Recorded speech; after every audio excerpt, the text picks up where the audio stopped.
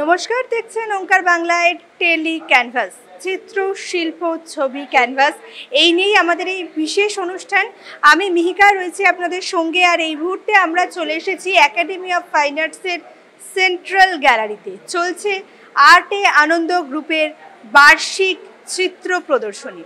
রয়েছেন অনেকজন শিল্পীরা এবং সবচেয়ে উল্লেখযোগ্য যে বিষয়, এই গ্রুপের শিল্পীরা সবাই একেবারে নতুন, একদম নতুন জেনারেশনের শিল্পীদের কাজ, একদম নতুন জেনারেশনের শিল্পীদের কথা, তাদের চিন্তাভাবনা এই এপিসোড দিয়ে আপনাদের কাছে উঠে আসবে। চলুন তাহলে এপিসোড শুরু করা যাক। আমাদের সঙ্গে রয়েছেন আর্টে আনন্দ গ্রুপের অন্যতম শিল্পী প্রশান্ত মণ্ডল। নমস্কার প্রশান্ত দা, ওঙ্কার বাংলার পর্দায় আপনাকে স্বাগত। আর প্রথমেই প্রশ্নটা করব, যে ঢুকেই যেটা চোখে লাগছে আপনার মহানগর সিরিজ, তো এই সিরিজ নিয়ে যদি একটু বলেন। মহানগর সিরিজ নিয়ে কি বলা আছে, এটাতে সবাই জানে কলকাতার রিমার্কেবল কি কি আছে, সেই জিনিসগুলোই আলটিমেটলি ছবির মধ্যে তুলে ধরা হয়েছে। এটা কলকাতাকে প্রেজেন্ট করছে যেগুলো। বেসিক্যালি আমি পোর্ট্রেট নিয়ে কাজ করি বেশি। আমাদের এবছর থার্ড এক্সিবিশন একাডেমিতে। তো আমরা এর আগে 2 বছর করেছি আমাদের গ্রুপে, এবার থার্ড। তো পোর্ট্রেট নিয়েই কাজ করি বেসিক্যালি। তো এবার একটু শুরু থেকে ভেবেছিলাম ডিফারেন্স কিছু করব, সেই হিসাবে একটা ভাইব্রেন্ট কালার দিয়ে আর কি এটা তুলে ধরার চেষ্টা করেছি।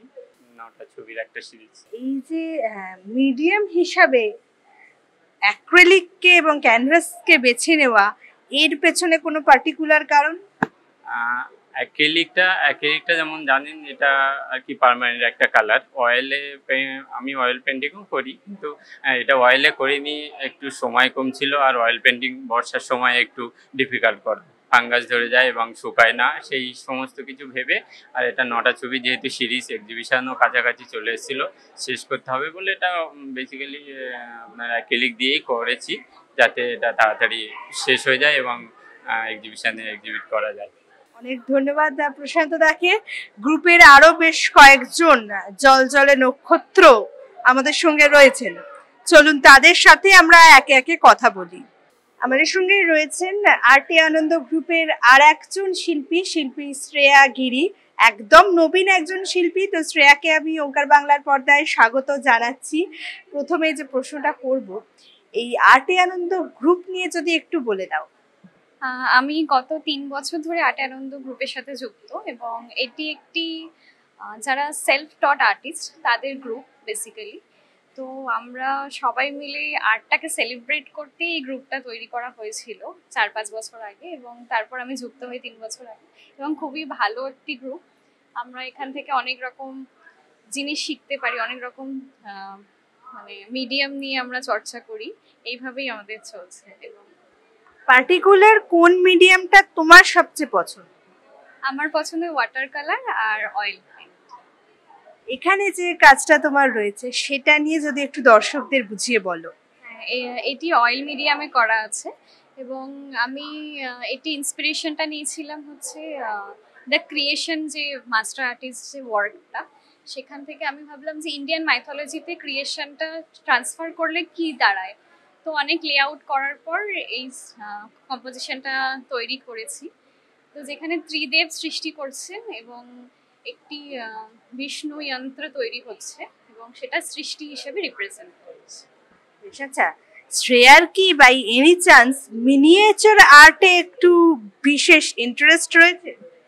মিনিয়েচার আর্টে ইন্টারেস্ট আছে অবশ্যই, ভালো লাগে করতে। তবে হ্যাঁ, আমি মাইথোলজিক্যাল আর্টে একটুখানি মানে বেশি পছন্দ করি। এই প্রশ্নটা করলাম কারণ আমি জানি না আমার সাথে সাথে দর্শকদেরও চোখে পড়েছে কিনা, শ্রেয়া কিন্তু সেজে আছে সম্ভবত নিজের তুলির টানের কোনো সৃষ্টি দিয়েই। সেটা নিয়ে একটু শুনবো।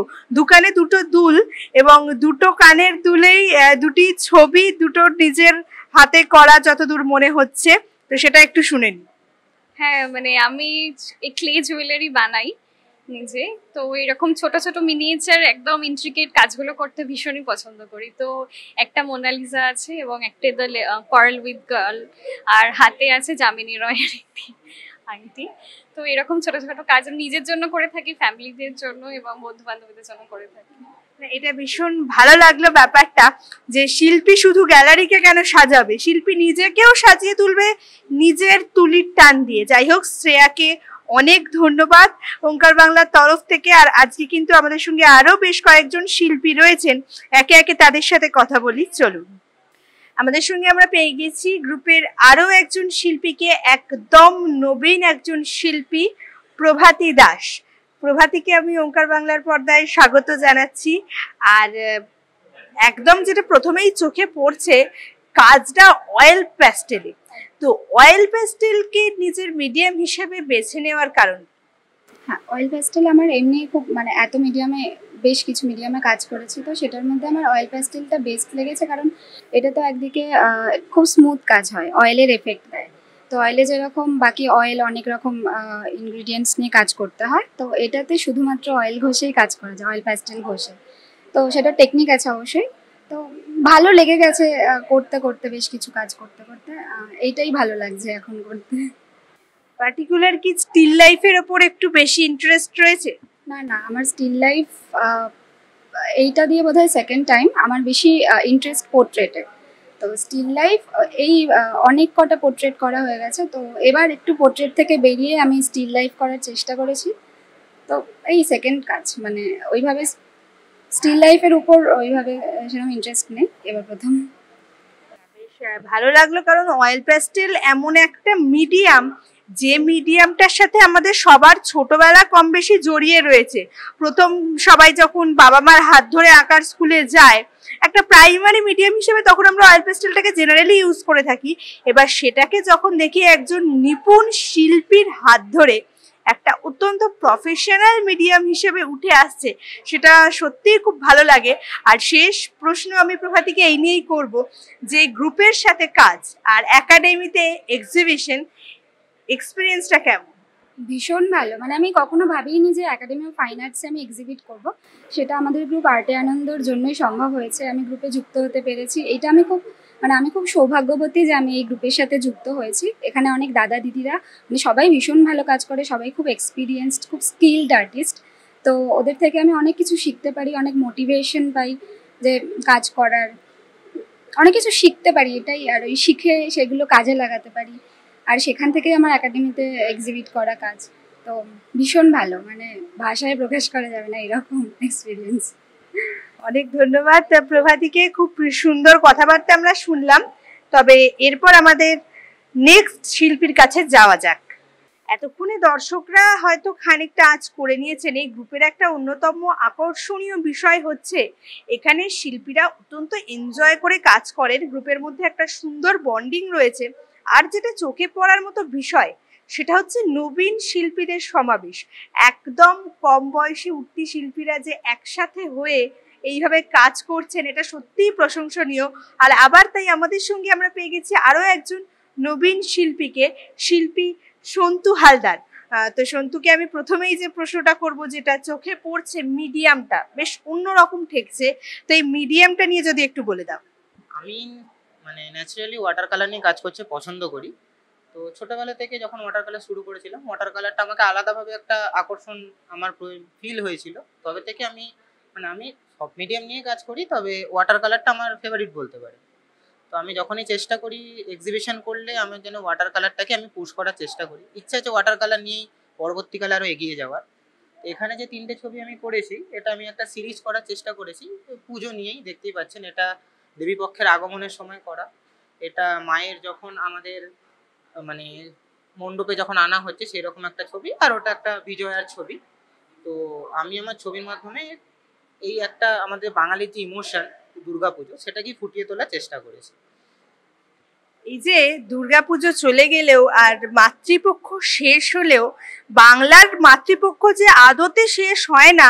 আর দুর্গাপুজোটাকে আমরা কিন্তু নানা রূপে, নানাভাবে, নানা প্র্যাকটিসে সারা বছর ধরে একটু একটু করে সেলিব্রেট করতেই থাকি। সেটা কিন্তু সন্তুর ছবি আবার একটুখানি মনে করিয়ে দিল। তো এই নেক্সট প্রশ্নটা আমি গ্রুপ নিয়ে করব। আর গ্রুপের সাথে কাজের এক্সপিরিয়েন্স কেমন? গ্রুপের সাথে কাজ বলতে আমাদের গ্রুপটা শুরু হয়েছিল লকডাউনের সময়। পুরোপুরি অনলাইনভাবে আমরা একটা পোর্ট্রেট কোলাব করেছিলাম ফেসবুকের মাধ্যমে। তখন থেকে গ্রুপের সূত্রপাত। তারপরে আস্তে আস্তে আমরা আরও একে অপরকে সাথে পরিচিত হয়েছি।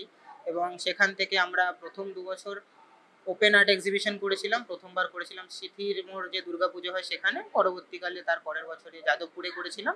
সেখান থেকে আমরা আজকে যে এই একাডেমিতে এসে একটা ইনডোর এক্সিবিশন করতে পারছি সবাই মিলে, সেটা আমাদের কাছে একটা বড় প্রাপ্তি যে আমরা একটা অনলাইন বেস থেকে সেখানে আমরা এখন অফলাইনে এবং একাডেমির মধ্যে একটা জায়গায় এসে আমরা এক্সিবিশন করতে পারছি। তো সেক্ষেত্রে গ্রুপে আমরা সবাই মানে এটা আমাদের কাছে একটা পরিবারের মতো। আমরা আলাদা একটা মানে আদার্স হোয়াটসঅ্যাপ গ্রুপের মতো আমরা এটাকে দেখি না, আমাদের কাছে এটা একটা পরিবার। সবাই আমরা পরিবারকে ভালোবাসি এবং সেই ভালোবাসার থেকেই আমাদের যে কাজগুলো সেগুলো উঠে আসে এবং আপনারা দেখতেই পাচ্ছেন যে সবাই কতটাই ভালোবেসে সবাই নিজের নিজের কাজগুলো করেছে। গ্রুপের নেক্সট কোনো বড় এক্সিবিশনের প্ল্যান? বড় এক্সিবিশন বলতে আমাদের অ্যানুয়ালি একটাই এক্সিবিশন হয়, সেটা এই পুজোর গত 2 বছর আমাদের পুজোর আগে হয়েছিল, এবার আমরা ডেটটা পুজোর পরে পেয়েছি বলে পুজোর পরে হচ্ছে। তো প্রত্যেক বছর আমাদের বার্ষিক যে এক্সিবিশনটা হয় সেটা এই একাডেমিতেই হয়। আশা করি পরের বছর আমরা আবার একাডেমিতে ফিরে আসতে পারবো আরও নতুন কিছু কাজ নিয়ে, এবং আমিও চেষ্টা করবো যে ওয়াটার কালারে আরও কিছু আলাদা আলাদা টাইপের কাজ সবাইকে পরিবেশন করতে। অনেক ধন্যবাদ সন্তুকে। তো এপিসোডটা বেশ সুন্দরভাবে এগোচ্ছে আর এপিসোডের শেষ পর্যায়ের দিকে আমরা প্রায় চলে এসেছি। চলুন পরবর্তী শিল্পীর সাথে এবার কথা বলি। আমাদের সঙ্গে রয়েছেন গ্রুপের আরও একজন শিল্পী অভিজিৎ মাঝি। অভিজিৎকে আমি ওঙ্কার বাংলার পর্দায় স্বাগত জানাচ্ছি। আর প্রথমেই যে প্রশ্নটা করব সেটা হচ্ছে, ছবি আঁকাটা মোটামুটি প্যাশন না প্রফেশন? প্যাশন। আচ্ছা, এই ছবি আঁকা শুরুটা কিভাবে?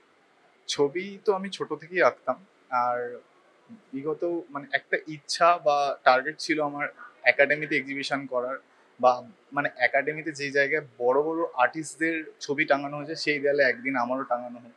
তো সেই ইচ্ছা বরাবরই ছিল। তো আমি ভীষণভাবে ট্রাই করতে থাকি যে কিভাবে এটা হতে পারে, আমার আঁকাটাকে আরও কিভাবে মানে ভালোভাবে নিয়ে মানে আরও হাই কোয়ালিটির পিকচার আমি আঁকতে পারবো বা কিছু। তো তখন আমি ফেসবুক থেকে একজন আর্টিস্ট পাই, শিবু সরকার নামে।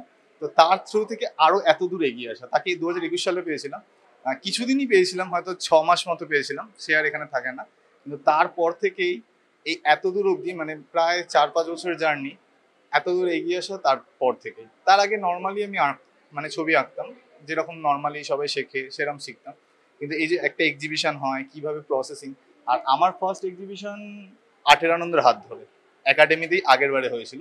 তো 1 বছরের মধ্যে আমি অনেকগুলো এক্সিবিশন করেছি। তারপরে আবার আর্টের আনন্দের সাথে এদের 3য় বর্ষে আমার 2য় বর্ষ, এটা আমার সেকেন্ড এক্সিবিশন এদের সাথে। তো এদের গ্রুপটা এমনই গ্রুপ, সবাই খুব কোঅপারেটিভ, মানে এত ভালো একটা গ্রুপ আমি কোনোদিনও ছাড়তে চাই না।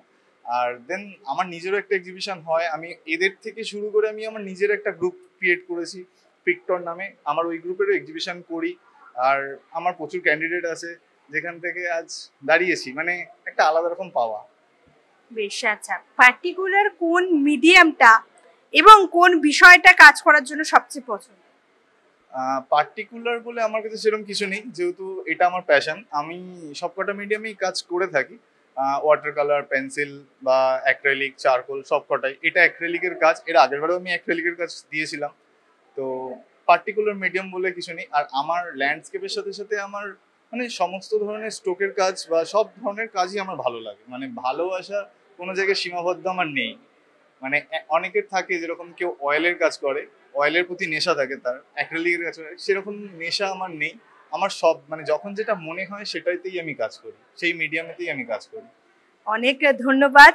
তো বেশ অন্যরকম একটা এক্সিবিশন আজকে আমরা দেখলাম, অনেকজন শিল্পীর সাথে কথা বললাম, এবং এই যে নতুন জেনারেশন, এই যে নবীন শিল্পীদের মধ্যে দিয়ে শিল্পের একটা অন্যরকম দিশা খুলে যাওয়া, একাডেমির মতো জায়গায় এইভাবে যখন সংঘবদ্ধ হয়ে নবীন শিল্পীরা একসাথে তাদের শিল্প কর্মকে তুলে ধরেন, সেটা বোধহয় আলাদাই একটা উপমা যোগ করে দেয় বাংলার এই শিল্প মণ্ডলে। যাই হোক, আজকের মতো টেলিক্যানভাস এই পর্যন্তই। সবাই দেখতে থাকুন ওঙ্কার বাংলা। নমস্কার।